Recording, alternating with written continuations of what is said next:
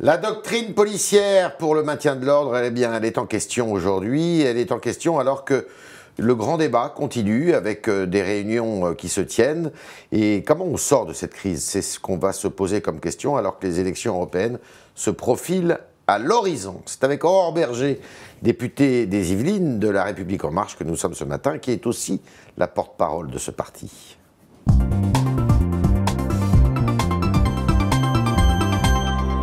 Berger, bonjour. Bonjour. Alors, l'APP décapité, c'est les lampistes qui... L'APP, c'est la préfecture de police de Paris. Décapité, c'est les lampistes qui trinquent finalement, comme toujours. Je ne sais pas si un préfet de police de Paris peut vraiment être qualifié de lampiste déjà. Je pense que c'est... non, mais c'est un rôle qui est éminemment important. Il y a eu des dysfonctionnements samedi, ce serait difficile de dire le contraire. Et donc, il est nécessaire et légitime. Si on comprend bien entre les lignes. Je ne sais pas si on peut qualifier ça de désobéissance. C'est un raté total, quoi. En tout cas, ce qui s'est passé samedi est inadmissible, inacceptable. Il ne faut pas non plus inverser les choses. Oui, la violence est inacceptable. Non, mais ceux qui sont responsables de ces violences sont d'abord ceux qui les commettent, parce que j'entends tout et n'importe quoi sur le sujet, voire même, en effet, ceux qui étaient présents sur les champs et qui, de fait, se sont rendus complices de ces violences, soit parce qu'ils les ont encouragés, applaudis, soit parce qu'en tout cas, ils ont tout fait pour ne pas les arrêter. De tout ça. En tout cas, toutes celles et ceux qui étaient sur les champs... sont complices. Oui, sont complices. Enfin, vous avez vu comme moi les images. Est-ce que vraiment il y a de quoi se réjouir quand on voit un restaurant, un kiosque de journaux être brûlé et considérer qu'il faut le fêter? Je pense qu'on a franchi un nouveau Christophe Castaner, le ministre de l'Intérieur, maillon faible du gouvernement, il va éjecter bientôt. Alors déjà, ce n'est pas la République des fusibles, ça n'a jamais été le cas avec le président de la République, ça ne le sera jamais, ça ne le sera jamais. Et heureusement, on a aussi changé d'air dans ce domaine-là. Ensuite, le ministre de l'Intérieur, il est à sa place, et à la bonne place, à la place Beauvau, justement. Il a fait des fautes? Non, je ne pense pas qu'il ait fait des fautes. Il est soumis à un niveau de pression inouï et auquel rarement des ministres de l'Intérieur ont été soumis. 18 semaines de violence et de difficultés. Pourquoi les attentats refuser une commission d'enquête parlementaire sur le sujet? Non, mais maintenant, c'est les nouvelles règles. C'est-à-dire que dès qu'il y a un dysfonctionnement, il y a une commission d'enquête. C'est une règle démocratique qui paraît saine, non? Mais c'est une règle démocratique qui peut être utile, mais la question est de savoir s'il y a nécessité d'avoir des commissions d'enquête systématiques pour tous les sujets, sachant qu'en plus, il y a des enquêtes judiciaires qui sont en cours, évidemment, par rapport à un certain nombre d'individus qui ont été interpellés. 282 individus, quand même, qui ont été interpellés. Il y aura une audition du ministre de l'Intérieur après celle du Sénat la semaine prochaine. Donc, l'Assemblée, en tout cas, est dans son rôle. Je ne voudrais pas qu'on laisse penser que l'Assemblée ne contrôle pas. La loi anti-casseurs, quand elle est arrivée à l'Assemblée nationale, elle avait fait un peu bouger quand même dans les rangs, et un peu beaucoup même, dans les rangs de La République En Marche. Aujourd'hui, tout le monde est d'accord? Il faut cette loi? Moi, je l'ai votée. Je ne peux pas dire avec enthousiasme, parce qu'on ne peut pas se féliciter d'avoir à voter ce type de loi, parce qu'on aimerait ne pas en avoir besoin. Mais il n'y a pas le choix. Ça y est, maintenant, c'est bon. Mais enfin, tout le monde est convaincu. Écoutez, qui peut, après ce qui s'est passé samedi, nous dire qu'il serait liberticide, nous dire qu'il serait liberticide d'interdire de manifester des individus dont on sait qu'ils sont violents? Quel Français peut comprendre qu'on les laisse encore circuler samedi après samedi? Est-ce qu'il faut changer la doctrine de la police qui date de 1968, du préfet Grimaud, on ne va pas au contact? Mais la doctrine, c'est bien tout l'enjeu, justement. Elle avait été changée déjà après le 1er décembre. Mais pourquoi elle n'a pas été appliquée samedi? Eh bien, c'est tout l'enjeu. Et c'est aussi pour cela qu'en effet, il y a eu des décisions qui ont été prises de changement au sein de la préfecture de police de Paris. Il faut que police et gendarmes aillent au contact? Oui. Mais pour qu'ils aillent au contact, il faut aussi qu'on change de discours par rapport à ce qu'on entend sur les forces de l'ordre depuis des semaines. Moi, j'en peux plus d'entendre des discours où on parle systématiquement de violences policières alors qu'on a des forces de l'ordre qui sont soumises à des violences inouïes et qui ne font que répondre et se défendre face à ces violences. Il faut aussi qu'on arrête tout ce discours autour du LBD qui est devenu le nouvel ennemi public numéro 1. L'ennemi public numéro 1, c'est ceux qui commettent des violences. Et on a besoin que nos policiers soient soutenus. Ça joue sur leur morale, sur le climat. Et clairement, la retenue qu'on a constatée sur l'usage des LBD, alors que ça n'était pas une consigne du ministre de l'Intérieur, on peut quand même aussi considérer que ça vient de tout ce climat qu'on a entendu de suspicion. Il faut soutenir les forces de l'ordre. Le grand débat n'a servi à rien finalement. Non, c'est pas vrai. Alors moi, j'ai participé à organiser une dizaine de grands débats dans mon département. Mais vous pensez que c'était terminé ces violences-là, non? Mais attendez, c'est pas parce qu'on a des individus radicalisés et violents que toute la France est radicalisée et violente. Parce que c'était pas tous les Français qui étaient dans la rue, ni pendant 18 semaines, et encore moins vu les événements qui sont passés ce samedi. Les Français, ils ont soif de débat, ils y ont participé. Il y a plein de gens qui étaient sceptiques au début qui nous disaient ça sert à rien. rien, il ne faut pas le faire. Moi, j'ai participé beaucoup, organisé un certain nombre de fois avec les maires, avec les associations. Oui, bien sûr, parce qu'il fallait, y compris dans des villages ruraux, où on a eu vraiment une affluence, parce que les gens ont soif de débat et de décisions politiques qui doivent être suivies. Comment est-ce qu'on fait ces décisions? Donc, de ce grand débat va sortir des propositions. Tout à fait. Et des décisions qui seront prises par qui? Alors, je pense qu'il doit y avoir un mix de la manière avec laquelle on va devoir décider. Déjà, première chose, il va falloir avoir des arbitrages parce que parfois au sein même d'une même réunion avec une centaine de personnes, on a des injonctions contradictoires et des demandes différentes. Qui prendra les décisions? C'est pour ça quand même qu'avoir des élus, c'est peut-être pas tout à fait inutile pour permettre justement cet arbitrage. Après, moi, je pense qu'en effet, qu'il y ait une modalité par référendum, se dire, on a rendu la parole aux Français pendant 3 mois, ils s'en sont largement saisis. Ça me paraît légitime. Vous voulez un référendum? Pas sur tous les sujets. Moi, je pense qu'il faut les deux. Je pense qu'il faut à la fois un débat parlementaire et en effet qu'un référendum à question multiple peut avoir du sens. Qui aurait lieu quand, lui? Ça, c'est à déterminer. Moi, je ne suis pas certaine qu'il faille que ce soit en même temps que les élections européennes. On part tellement peu d'Europe déjà le reste de l'année. Après l'été ou avant l'été? C'est à définir. Non, mais franchement, l'enjeu, il n'est pas là. L'enjeu, il est sur la nature des décisions à prendre. Et je pense qu'il y a un certain nombre de décisions aussi dans le calendrier parlementaire qui sont majeures. La loi mobilité.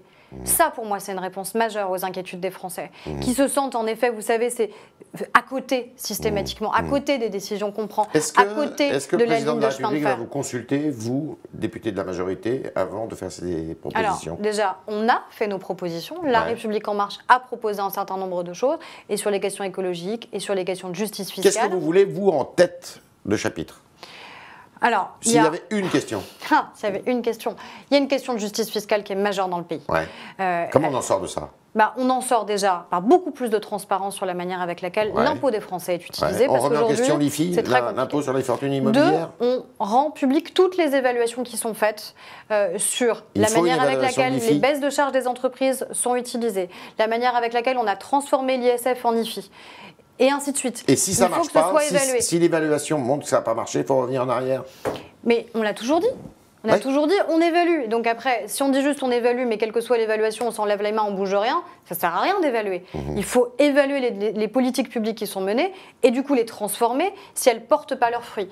Moi, je suis assez confiante sur la manière avec laquelle on a transformé l'ISF parce qu'on voit que les investissements dans les fonds propres des entreprises augmentent. Donc, on peut quand même considérer que c'est une bonne chose. Et après, je crois que peut-être une des plus grandes réformes fiscales, ce serait la stabilité fiscale. D'accord. Et pas qu'il y ait en permanence... Pas d'impôt sur le revenu pour tout le monde, pas de... On ne cumule pas impôt sur le revenu, suppression de la taxe d'habitation pour 100% des Français. Ça c'est de la justice fiscale. Vous savez, quand vous avez 2 enseignants, un couple de 2 enseignants, eux aujourd'hui... ils peuvent ne pas encore avoir bénéficié de la suppression de la taxe d'habitation. Est-ce que vraiment on va me dire que c'est très riches et qu'ils ne doivent pas en bénéficier? On cumule le CSG, impôt sur le revenu? Ça n'a pas le même objet, ça ne finance pas la même chose et ce n'est pas du tout la même organisation de l'impôt. Donc moi je ne pense pas, je ne suis pas sûre qu'on y gagne en lisibilité ou en efficacité. Est-ce qu'il faut plus de linéarité dans l'impôt sur le revenu pour éviter ces effets de seuil qui peuvent être dévastateurs? Oui, il y a probablement un certain nombre d'améliorations à apporter. Alors là, vous avez parlé d'un référendum à question multiple, c'est... une hypothèse que vous retenez. Est-ce qu'il faut un acte politique à côté? Est-ce qu'il faut dissoudre l'Assemblée nationale? Non mais est-ce qu'on pense vraiment que les problèmes de notre pays viennent du fait qu'il faudrait dissoudre l'Assemblée nationale? Parfois dans les symboles, dans les... Non mais vous imaginez le symbole? Le symbole, ça veut dire l'élection présidentielle, ça ne sert plus à rien. Les élections législatives, ça ne sert plus à rien. C'est le référendum révocatoire. C'est ce que demande M. Mélenchon. Est-ce que ce dont on a besoin dans notre pays, c'est plus d'instabilité politique et d'instabilité sociale qui pourrait en découler? Je pense qu'au contraire, on a besoin de stabilité dans notre pays. Et encore une fois, que la crise, elle doit aussi se résoudre par une meilleure collaboration entre les citoyens et les parlementaires. Il y a une chose qui va se produire. C'est le remaniement ministériel. Nécessairement. Quoi qu'il arrive, puisqu'il va y avoir une personne candidate, au moins une d'ailleurs, qui va être tête de liste aux européennes. Et puis il y a pas mal de ministres ou de secrétaires d'État qui songent au municipal aujourd'hui, M. Griveaux notamment à Paris. Il y aura un excellent candidat à Paris, je le redis. Il y aura un remaniement, de toute manière. Parce que c'est plutôt un ajustement. Je n'ai pas l'impression qu'il y ait un big bang gouvernemental. Moi, je suis porte-parole de La République En Marche. Vous ne rentrez pas au gouvernement? Mais vous croyez vraiment que c'est moi qui décide? Non, mais vous souhaiteriez? Mais non, mais on ne fait pas des déclarations de candidature ou d'intention. Moi, je vais vous faire la réponse que j'ai toujours faite, mais qu'un certain nombre d'autres ont faite avant moi. C'est qu'on est là où c'est utile. Est-ce que je suis plus utile à l'Assemblée, plus utile au gouvernement? Et alors, vous êtes le plus utile où?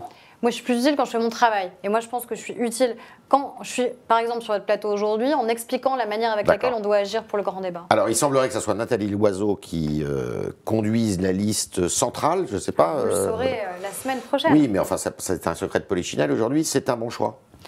En tout cas, je pense que personne... On avait parlé de Mme personne... Buzyn à un moment. Non, mais il y a eu je ne sais combien de candidats potentiels qui ont été listés. Je crois qu'il y en a eu plus d'une douzaine. C'est comme pour les remaniements. Vous savez, il y a beaucoup de gens qui sont listés, peu d'élus. Moi, je pense que Nathalie Loiseau, elle a une expérience et une expertise qui est remarquable et que personne ne peut contester sur les questions européennes. Et moi, ce que je trouve formidable, c'est qu'on ait des gens comme Nathalie Loiseau qui sont aujourd'hui des ministres de la République et qui font un choix qui est le choix d'aller au Parlement européen. Avant le Parlement européen, c'était le recasage. C'était le recasage de ceux qui avaient perdu une élection législative, qui étaient des anciens ministres, mais qu'il fallait la liste LR, on est quand même un bon exemple. Regardez ceux qui sont 4e et 5e, Nadine Morano, Brice Hortefeux. Ils ont fait quoi au Parlement européen depuis des années? Vous avez entendu parler de leur action au Parlement européen? Pourquoi ils n'auraient rien fait? Ah, mais j'ai pas l'impression qu'il nous ait soutenus quand il s'est par exemple agi de renforcer la sécurité des Européens sur les questions aéroportuaires. Ils n'ont pas agi sur les enjeux de lutte antiterroriste. Ils font pas la même chose là-bas que ce qu'ils disent ici. Ils ont souvent des discours contradictoires. L'extrême droite, alors là, est le parfait exemple sur la manière avec laquelle ils n'agissent pas. L'exemple des travailleurs détachés qui est majeur, de dire il faut plus d'harmonisation sur notre droit du travail et faire en sorte qu'il n'y ait pas de dumping social à l'intérieur des différents États. Eh bien, ça c'est nous qui l'avons porté avec le président de la République, avec Nathalie Loiseau. C'est ni l'extrême droite ni la droite qui pourtant sont au Parlement européen depuis très longtemps. Le défi pour vous, c'est d'arriver premier? Le défi pour nous, c'est d'arriver déjà, à ce que les Français viennent voter. On ne peut pas se satisfaire d'avoir un Français sur deux qui ne vient pas voter à une élection européenne, qui est majeure au regard de ce que l'Union européenne peut décider et la manière avec laquelle elle peut agir. Donc ça, c'est la première chose. Ensuite, évidemment, notre objectif, c'est d'être en tête de cette élection présidentielle et surtout de faire reculer au maximum des gens qui sont des populistes et qui n'apportent rien au débat au niveau européen. Vous n'avez pas peur de la remontée des Républicains? Là, ils remontent dans les sondages. Mais écoutez, c'est les Français qui décideront. Moi, je n'ai pas peur. Je veux qu'on mène une campagne qui est une campagne de choix pour l'Union européenne. Votre choix pour Paris?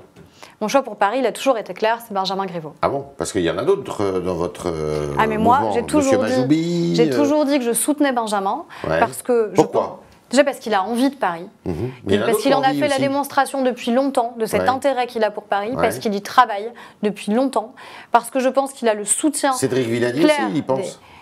Mais je ne doute pas de l'intelligence de Cédric Villani et je ne disputerai pas l'intelligence qui est la sienne dans un certain nombre de domaines. Par contre, moi j'ai une préférence, et cette préférence, de manière claire, elle va à Benjamin Griveaux. Benjamin Griveaux. Eh bien, ce matin, on est avec Aurore Berger en attendant. On était avec Benjamin Griveaux la semaine dernière et on va continuer avec vos questions, chers internautes, et Jérémy Pontieux.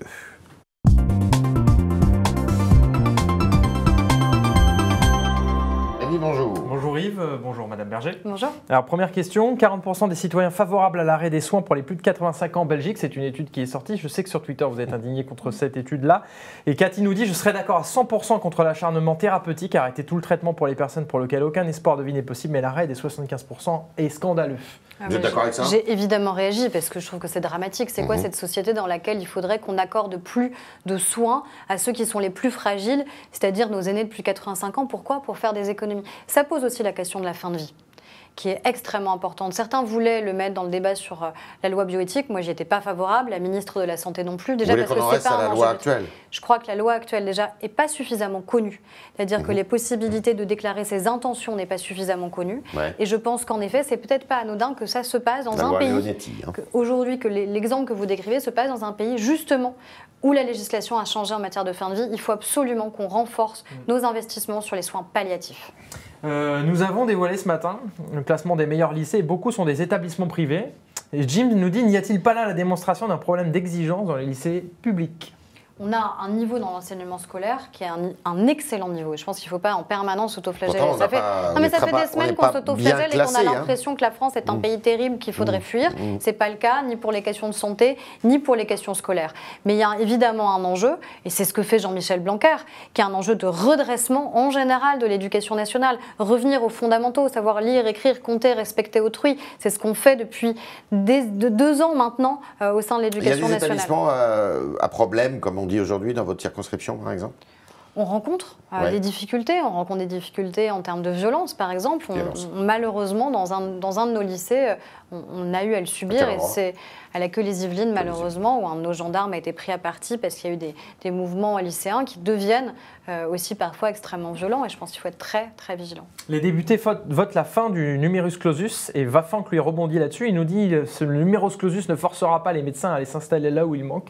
Il faut faire face aux déserts médicaux et mettre plus d'énergie dedans.